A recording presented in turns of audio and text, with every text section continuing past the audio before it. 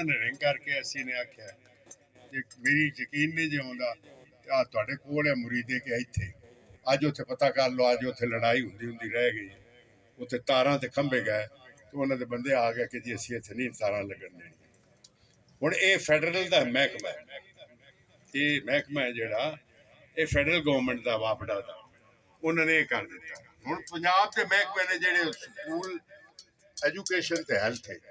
मैं सोचदा पिया सा मैं कल इंज करा कि मैं हस्पताल बंद करा दियां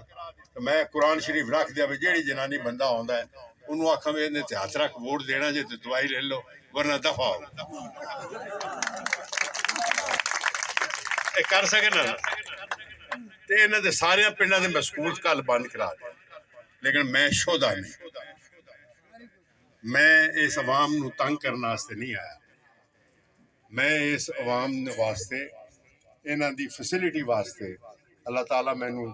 इन्नी हिम्मत ते ताकत दे कि मैं इन्हां दे बच्चों वास्ते इन्हां वास्ते कोई चंगा काम करा इहो जिहा भैड़ा बूढ़ ना खट्टा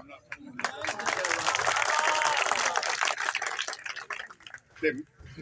मैं ज़्यादा तुहाडा टाइम नहीं वेस्ट करना चाहता मेरे दोस्तों ते भराओ मैं कल इत्थे अब्दुल्ला मुजाहिद पिंड गया 12 ਚੱਕ बगी वसीर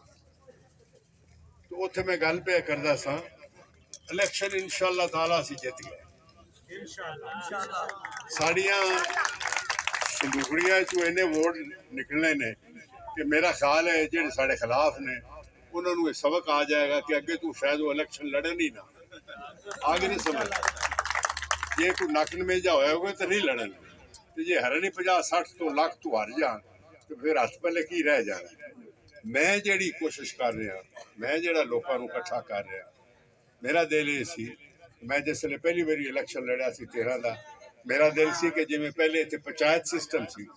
बड़ा इत्थे इन्हां लोकां ने पॉलिटिशियन ने खास कर इत्थे तुहाडे इलाके दे विच इन्हां बड़ा बंदे ना बंदा नहीं रहन लोकां ते परचे कराउंदे ने लोकां दी जमीनां ते कब्जे कराउंदे ने लोकां ते FIR गलत कराउंदे ने मुड़ जाके उन्होंने अप्रोच करते हैं थानेदार अप्रोच करके मुड़ उन्होंने वो परचे थे वो सारा कुछ वापस करवाते हैं तो मुड़ बड़ा वोट लेते ये कोई सियासत नहीं अगर मेरा वास चले तो मैं हर पिंड एक पंचायत बनावा मसलित कमेटियां बनावा कि पिंडों के लड़ाई तो ना पवे चूल्हे के उत्ते इन्हें लड़ाई पा दी सो इस वास्ते ਜਿਹੜੀ ਕੋਈ 4 पैसे किसी के चंगे होंगे ने जे इसकी मुंजी चंगी है या कणक चंगी है वो सारी असी या माल पटवारी लै जाता है तो या SHO थाने का लै जाता